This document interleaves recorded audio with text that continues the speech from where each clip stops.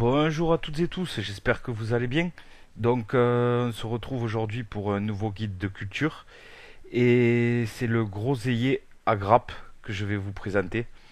Mes prochaines vidéos ce seront tous des guides sur les petits arbustes fruitiers.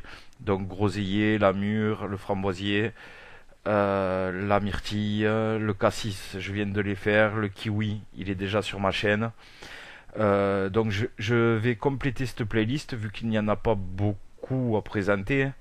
Je vais la compléter intégralement, comme ça celle-ci sera finie.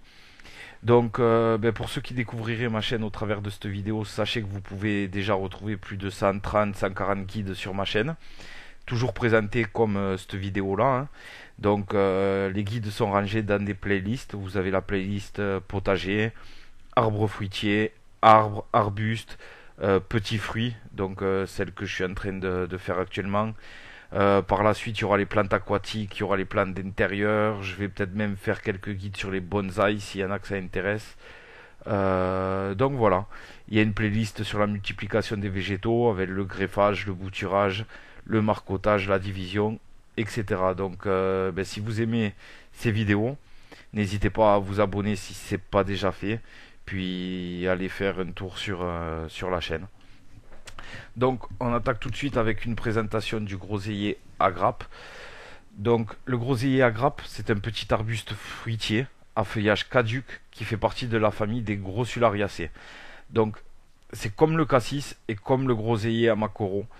C'est quasiment le même mode de culture. Mais bon, je vais quand même faire un guide pour chacun, puisque il y a quelques nuances, puis les présentations ne sont pas les mêmes. J'aime bien que chaque vidéo porte le nom de l'arbre qui lui correspond, je ferai un guide pour les trois. Le cassis, vous pouvez déjà le retrouver sur ma chaîne.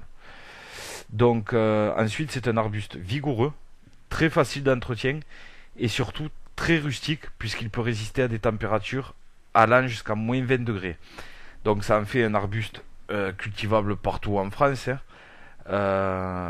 Voilà, faudra quand même faire attention à la floraison qui peut être plus ou moins hâtive ou tardive selon les variétés, puisque en cas de forte période de gel, quand même, ça pourrait détruire la floraison et par la suite la production.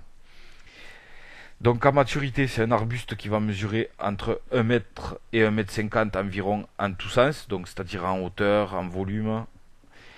On va pouvoir le conduire sur tige ou palissé. La floraison, elle va avoir lieu en mars-avril, selon les variétés et le climat, pour une récolte de juin à août, toujours en fonction des variétés et du climat. Il y en a qui sont plus précoces que d'autres. Les atouts de cet arbuste, on l'a vu, ce sont sa rusticité, sa facilité de culture, puisqu'il ne va pas demander beaucoup d'entretien, ainsi que sa production abondante s'il est dans des bonnes conditions de culture. Au niveau du sol et de l'exposition, le groseillier, il aime les sols profonds, riches, plutôt acides ou neutres au niveau du pH, frais et surtout bien drainés. Il n'aime pas l'humidité stagnante. On évitera aussi les sols un peu trop argileux. Il pourra se cultiver en pleine terre aussi bien qu'en pot, même si la culture en pot va demander un entretien un peu plus régulier, notamment au niveau de la surveillance de l'arrosage. Au niveau de l'exposition, on va le planter en situation ensoleillée partout en France, sauf dans le sud, là où il fait vraiment chaud, on va plutôt le mettre à la mi-ombre. Donc, comme je vous l'ai dit, attention aux gelées tardives dans les régions aux hivers rigoureux, qui peuvent gêner la fécondation et donc anéantir la fructification. Alors, la plantation, elle va se faire de préférence entre novembre et mars, pendant le repos de la végétation. C'est là que l'enracinement sera le meilleur. Et en dehors d'une période de gel, de neige ou de pluie intense. Alors pour une plantation en pleine terre, on va espacer sur les rangs nos plants de 1 mètre à 1,50 m – 50 – et de 2 mètres entre les rangs si vous faites plusieurs rangs. Ensuite, on va creuser un trou d'au moins 2 fois le volume de la motte. On va placer au fond de ce trou une couche de gravier ou des morceaux de briques ou des billes d'argile. Enfin, quelque chose qui va servir de couche de drainage. On peut également rajouter un petit peu de sable à la terre extraite, de manière à l'alléger et à encore améliorer le drainage.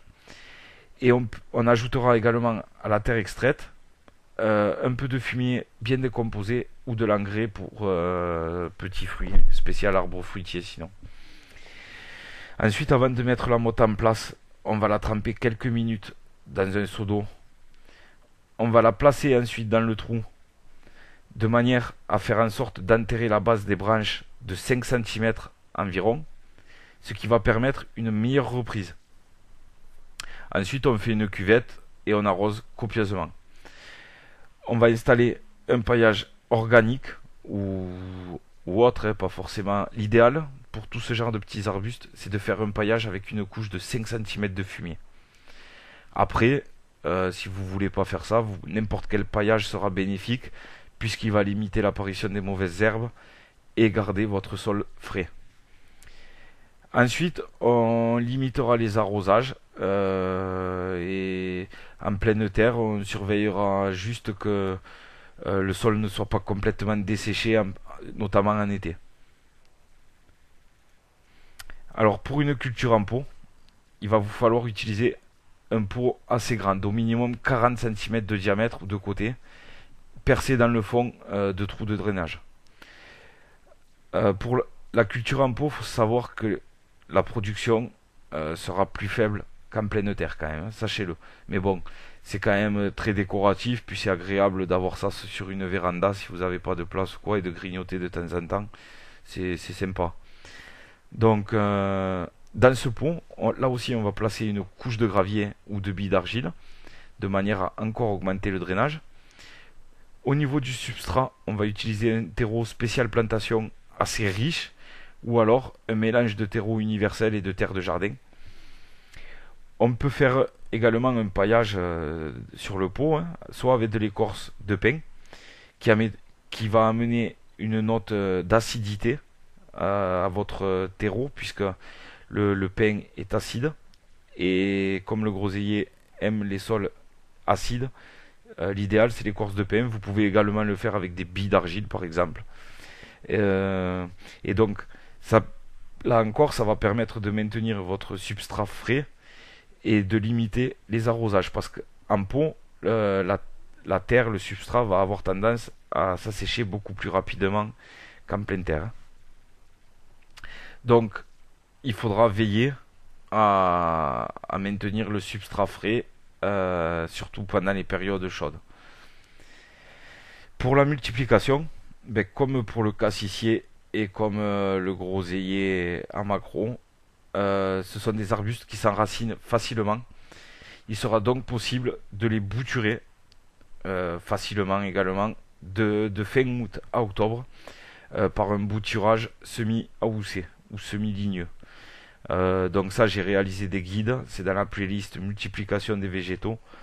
Vous pouvez y retrouver le bouturage, le greffage, le marcottage, la division avec toutes les techniques possibles. Donc si ça vous intéresse, je vous invite à aller voir ça. Ensuite, on passe à la taille. Donc à la plantation, on va tailler chaque branche au-dessus du deuxième bourgeon en partant de leur base. Donc on prend la base de chaque branche, deux bourgeons et on vient tailler. Ça va permettre de favoriser l'apparition de nouvelles branches et donc d'obtenir une touffe plus ramifiée. Si vous achetez votre arbuste à racines nues, on va supprimer celles qui sont mortes ou abîmées, puis on va couper quelques centimètres à l'extrémité de toutes les autres, de manière là encore à stimuler l'apparition de nouvelles radicelles et donc une meilleure reprise. Si vous l'avez acheté à racines nues, vous pouvez également praliner vos racines, c'est-à-dire les tremper dans un mélange de terre et d'eau, donc de la boue. Ça va avoir pour but de... En gros, il y aura de la terre en contact avec toute la partie des racines. Ce qui peut ne pas être le cas quand vous le plantez comme ça. Si c'est mal tassé, il peut y avoir des poches d'air. Et le pralinage, justement, il remédie à ça.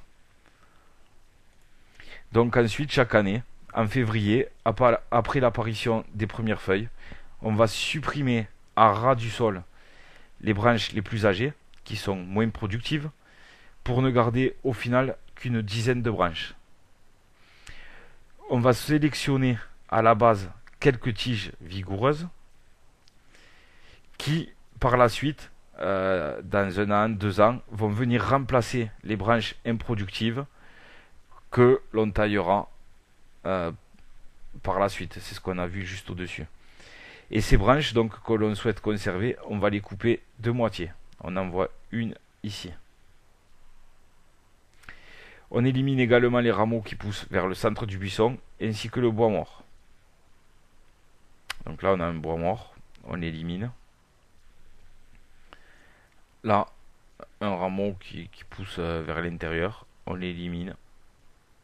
Donc on voit avant, après. On l'a bien éclairci. Et c'est que bénéfique puisque par la suite, donc il va encore mieux reprendre et la fructification n'en sera que meilleure. Au niveau de l'entretien et des soins. Donc, comme je vous l'ai dit, l'enracinement du groseillier, il est superficiel. Donc, assez haut dans le sol. Et c'est à cet endroit-là que le sol s'assèche le plus rapidement. Et le groseillier, il n'aime pas la sécheresse, surtout lorsqu'il est jeune. Donc, pour une culture en pleine terre, on va arroser régulièrement les 2 premiers étés. Et on va faire un apport en engrais spécial arbre fruitier au printemps. On va juste griffer à la surface du sol en faisant attention aux racines. Je répète, le système racinaire est superficiel. Donc on va vraiment griffer superficiellement pour ne pas abîmer les racines. Ensuite, pour une culture en pot, bon, il y aura un peu plus de surveillance. Il va falloir veiller à maintenir le substrat frais durant toute la période de végétation. Là aussi, on va faire un apport en engrais spécial arbre fruitier au début du printemps. Puis ensuite, une fois par mois, de mai à août, on pourra apporter un engrais liquide à l'eau d'arrosage, en respectant les dosages, attention. Et ensuite, il est conseillé de rempoter tous les 3 à 4 ans, puisque les nutriments de votre substrat vont s'épuiser rapidement, puisque le volume est assez faible. Donc, il vous faudra rempoter tout ça. Au moment du rempotage, vous en profiterez comme si vous replantiez pour supprimer les racines abîmées, couper l'extrémité, il repartira de plus belle. Alors je vous ai mis une petite remarque, attention, la sécheresse rend le groseillier, comme le cassissier, plus sensible aux maladies et aux parasites, tels que la cochenille, les pucerons, la rouille, l'anthracnose, l'oïdium, et encore bien d'autres. Pour l'oïdium, j'ai fait une vidéo avec tous les remèdes curatifs et préventifs, puisque c'est une des maladies qu'on retrouve principalement au potager. Donc vous avez un guide sur l'oïdium et sur le mildiou. Pour les pucerons, il existe, j'ai vu que le purin d'ail fonctionnait très bien. Donc je vais peut-être faire un guide aussi sur les pucerons, puisque c'est quand même quelque chose qu'on retrouve fréquemment sur les arbustes, les petits fruits, même au potager. Donc je pense que ce sera l'objet d'un prochain guide, ça aussi. Ensuite, la récolte et la conservation. La récolte, elle va avoir lieu généralement en juillet. En août pour les climats un peu plus froids. En moyenne, un sujet adulte va produire entre 2 et 5 kg de fruits. Voilà, ça dépend des variétés et du mode de culture et du climat. Donc en pot, la production est plus faible, je vous l'ai déjà dit. Tous les fruits ne vont pas être mûrs en même temps. Ceux du sommet des grappes le sont avant. Donc on va attendre que ceux du bas de la grappe soient mûrs pour l'accueillir, ou alors vous cueillez tout simplement ceux d'en haut en premier. Et là on le voit, le bas de la grappe a déjà été cueilli alors que le dessus non, sur la photo. Alors que ça aurait dû être l'inverse. Ouais. Bon, j'ai pas pris la photo pour expliquer mes trucs, mais ensuite, au niveau de la conservation, les groseilles se conserveront quelques jours au frigo, ou alors on pourra les congeler, elles le supportent très bien. Alors, j'ai oublié de vous dire quelque chose. Certaines variétés sont auto-stériles et certaines variétés auto-fertiles. Auto-fertile, ça veut dire qu'un seul plant, c'est valable pour le kiwi, pour plein les framboises, etc. Auto-fertile, un seul plant se suffira à lui-même pour produire. D'autres variétés qui sont auto-stériles vont avoir besoin d'un sujet pollinisateur pour avoir une production. Donc ça, à vérifier quand vous achetez vos plants. Même dans le cas d'une variété auto-fertile qui se suffit donc à elle-même, je vous conseille d'en planter deux puisqu'il y aura une fécondation croisée entre vos deux plants et ça augmentera la production de vos plants. Donc voilà, c'est tout pour le groseillier à grappe. Je vais vous faire prochainement là, le framboisier et le groseillier à macron. J'espère que cette vidéo vous aura plu. Si c'est le cas et que ce n'est pas déjà fait, n'hésitez pas à vous abonner. N'oubliez pas le petit pouce bleu avant de partir. Moi, c'est ce qui me permet, c'est mon retour, hein, c'est ce qui me permet de voir que vous avez aimé la vidéo. Puis, si vous avez des questions ou des idées de vidéos, des guides que vous aimeriez voir, que je n'ai pas encore fait, n'hésitez pas à me les demander et je les ferai avec grand plaisir. Puisque j'ai plein de choses à vous présenter, ça va prendre un certain temps et peut-être que ce que vous voudriez voir, j'y viendrai certainement, mais s'il faut, ce sera dans 3 mois, 6 mois. Donc n'hésitez pas à me le demander. Sur ce, c'est tout pour ce guide-là et je vous dis à très vite pour un prochain guide. A plus.